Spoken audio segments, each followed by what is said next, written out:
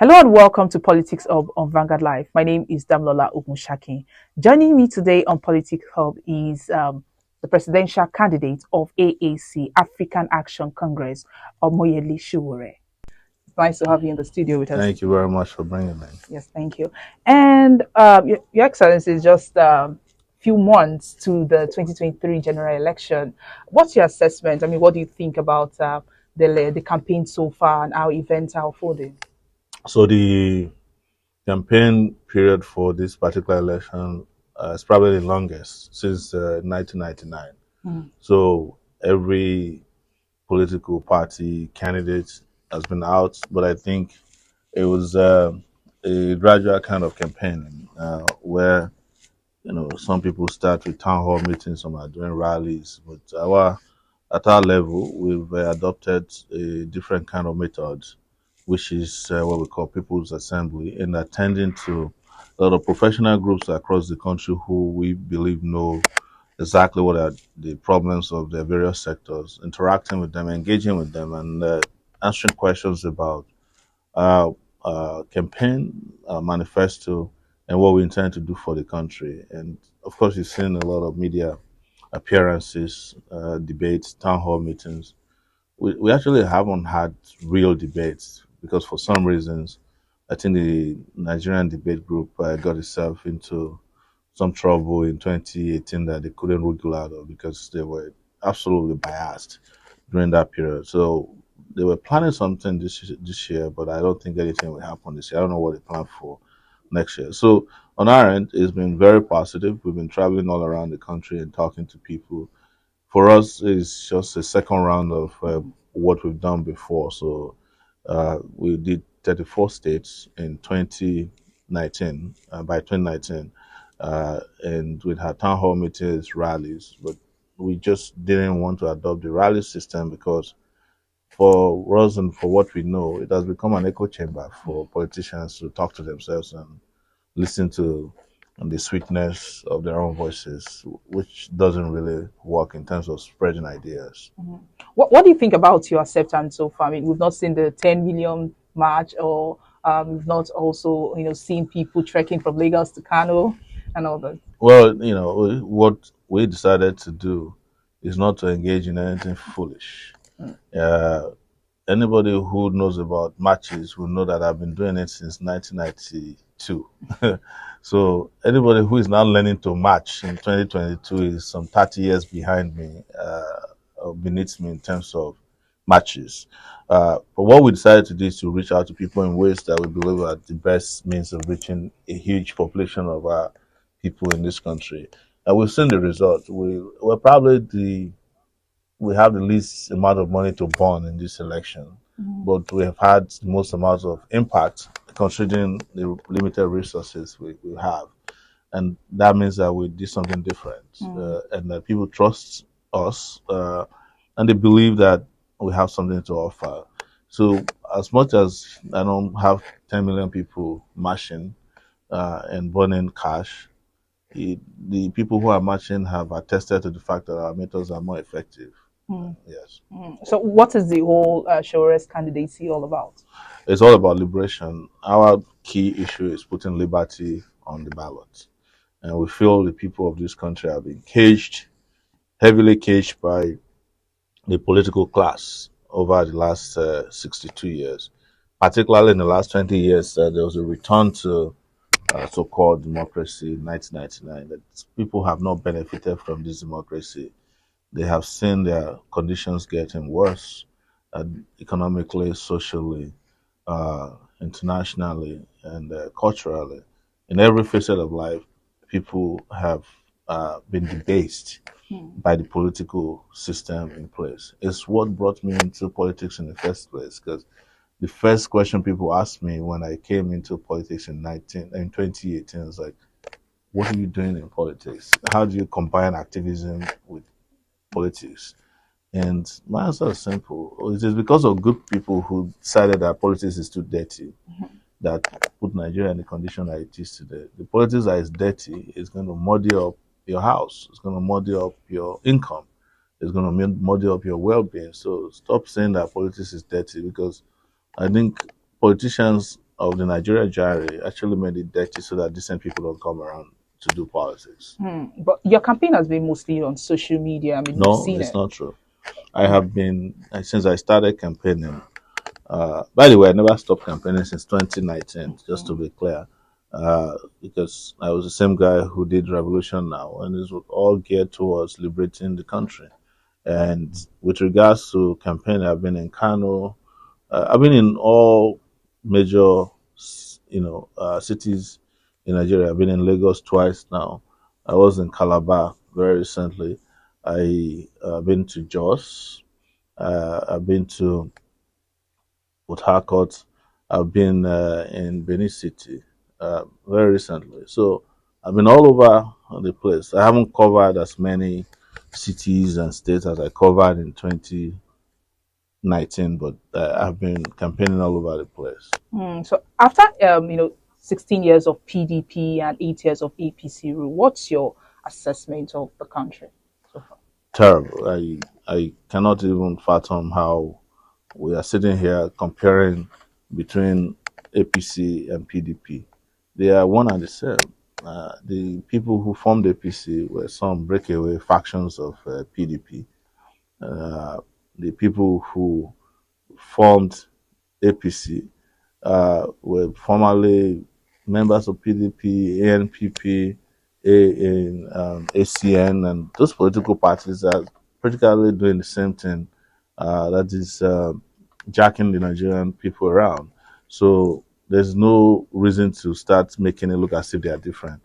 I mean, at any rate, this is one country in the world where you can go to sleep as a member of PDP and wake up as APC, and you can go to sleep as APC and wake up as PDP, and their feeder parties, as we call them. So there's no difference. They've all done the same thing, enriching themselves and their cronies and friends, destroying the fabrics of our society in every way they can, and engaging in their common pastime of corruption, election rigging, and those things that debase and destroy society and democracy. So there's nothing to analyze between the two parties. Well, there's got to be something that President Muhammadu Buhari has done well, because continuity is the key. So when we're talking about when you get into government, what exactly has President Muhammadu Buhari done well that you plan to continue? He has done a good job at destroying the naira, the economy. He has done a good job, and engaging in a massacre of innocent citizens. He's done a good job destroying what is left of even the hallowed uh, reference to Nigeria's unity. He has done a good job engaging in violation of human rights. He's done a good job taking Nigeria back to 1984 when he was first a military ruler. There is nothing Buhari is doing today that I will continue if when I become president of Nigeria in 2023. Nothing. I mean nothing. Um, there's nothing in terms of legacy that he left or that he would have left that is worth continuing. I mean, you can tell me one if you know one. Is it pouring dye on the naira, or all this disjointed economic policies? Is it continuing corruption that he said he came to stamp out and has multiplied in ways that we've never seen before? There's nothing. Yes. Okay, so talking about the naira, the CBN policy affect you? Which of them? The new CBN policy. Well, it affected everybody because they're targeted at poor people like me. So, if you talk about the redesign of the naira, nothing was redesigned. You know, I have, I think I have the 500 naira somewhere here, and what they did was to just put it on TikTok and change the filter, and they pour a dye on it. And I was told that if you use the 1,000 naira for a long period of time, it will turn from the new one to the old one because the original color is still under. So there's nothing there. Or is it the policy of limiting the amount of money that can be withdrawn? That affects only poor people. They claim that it was aimed at curbing vote buying. But the truth is that there is no politician in Nigeria worth his salt. I mean, at the highest levels, at the criminal levels, who is waiting for the CBN to, CBN's money to run their show. They spend dollars. So if they don't spend your currency, limiting the withdrawal of the currency doesn't have any impact on them. Mm, Everybody knows that. And at any rate, they've always found a way around every policy made in the country. They're above the law. mm, But it's against the poor people. It's against the guys doing the small POS on the street who are making a living by just that little business, small businesses. Those are the people that will be affected. In our own case, we don't accept cash. So the idea of limited or limiting what's it called, cash withdrawal limits not affect us because we are transparent enough to say, look, this is our account number, and you put money directly there, and on a monthly basis, we tell you how much we got and how we spent it. But the reasons they put together, why they changed the naira, don't you think they're reasonable, tackling the insecurity in the country? They claim that it would affect kidnappers. I don't know any kidnapper who kidnaps somebody who asks you to go and bring money, and you tell them that there's limitation on the amount you can withdraw in the bank. You will not hear from them again. They'll kill the victim. They don't care. It's not the kidnappers didn't make the policy for you. So what's their business with? And since they introduced the naira note, so has kidnapping stopped?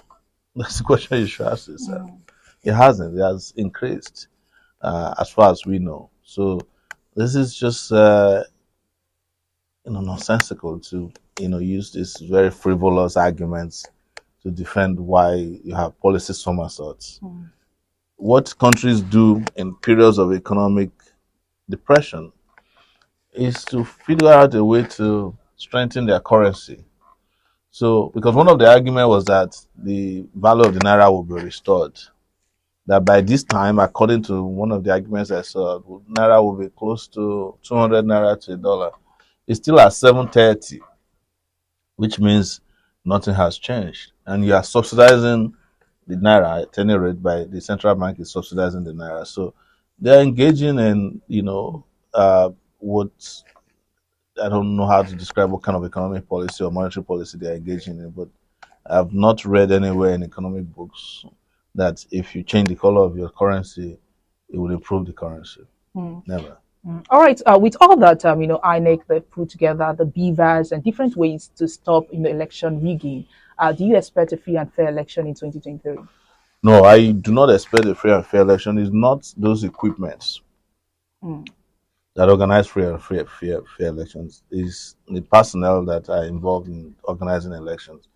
In the case of 2023, they started by putting in place an INEC leadership at the highest level of INEC, federal commissioners, people who are card carrying members of the ruling party.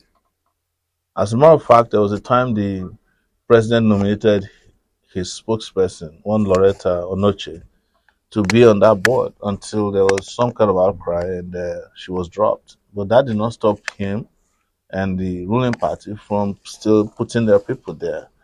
Secondly, is to think about the security situation of Nigeria and how many state actors are in control of territory.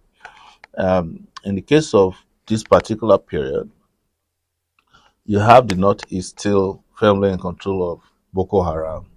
You now have added the Northwest, now controlled by bandits.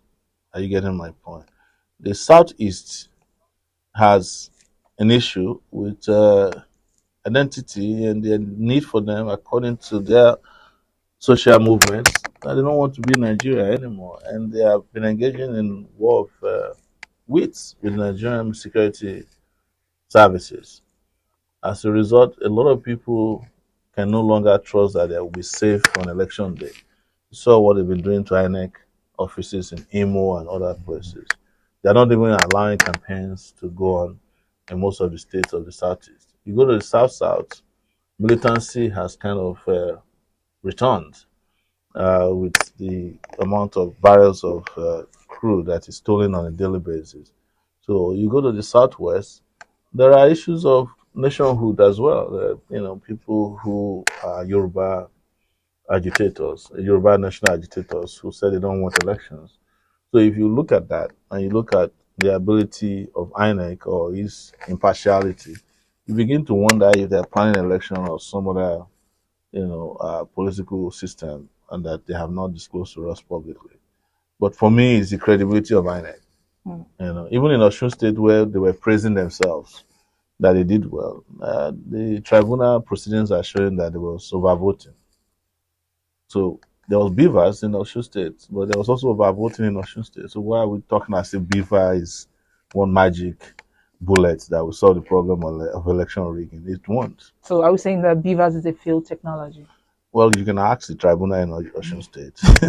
But the witnesses have told us that what beavers, what they have is not in tandem with what we were told when the elections ended. It's like, beavers has been one powerful technology, and the fact that they were uploading results, as the elections was happening, would have prevented voting. What we know about uploading results is, the most popular jargon in computing, which is garbage in, garbage out.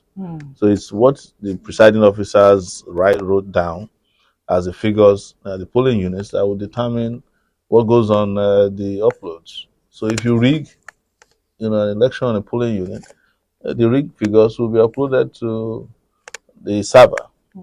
But the server itself has issues. I have tested it, and someone who is knowledgeable about publishing online, and discovered that the servers were not the type of servers that can handle uh, the number of users that might come. I mean, for Oshun, the server froze several times I tried to use it. If we go to the national election, everybody is going to try to be on that server. So it's obvious that it was an amateur server. It didn't have the kind of security that's expected of it. It's not encrypted as it should be. And in terms of capacity, for the number of connections that might come in the way of that server, I don't see that capacity there because it crashed several times on me during the actual election. The youth of Nigeria, they've been agitating for a long time now. So do you identify with the agitation? Well, it depends on what they're agitating for. I've always been on the side of youth and students because that's how I started my political career as a student of the University of Lagos here, not too far from here. So, but our agitations were clear. We wanted democracy, we wanted academic reform during our own time, and we wanted a situation where corruption is caught, people who are corrupt are immediately handled, and we had envisaged that some of the characters who are running Nigeria now will not go away because they were telling us as far back as when I was 10 years old that we're the leaders of tomorrow. I'm 51 now, and I'm still being promised being a leader of tomorrow because the guy who we're probably waiting for in 1984, who told us the same story, is still the president of Nigeria. The person who is likely to, who they're likely to hand over to, is also an ageless man who was there in the 80s, 90s, probably telling young people they're the leaders of tomorrow. So that is some fraudulent assertion that, youths can take over tomorrow, except if the youth realize that and they start now. So, and that's what I identify with. I identify with a struggle against police brutality. It's my struggle as well because I've suffered police brutality before and even after NSAS. My nose was broken after NSAS on January 1st, 2021, by policemen after just a few months after we did NSAS. I was shot at with a riot gun in Abuja after NSAS on a tie. So I identify with all of that. They struggle to find employment, they struggle to get education right. But there are some struggles that if I don't know, I don't get involved with. So especially you're specific. So that's all we have for you on Politics Hub. Do well to like and follow us on all our social media platforms showing on your screen. On Facebook, Instagram, Twitter, TikTok, our WhatsApp number is also displayed on your screen. My name is Damlola Ogunshakin.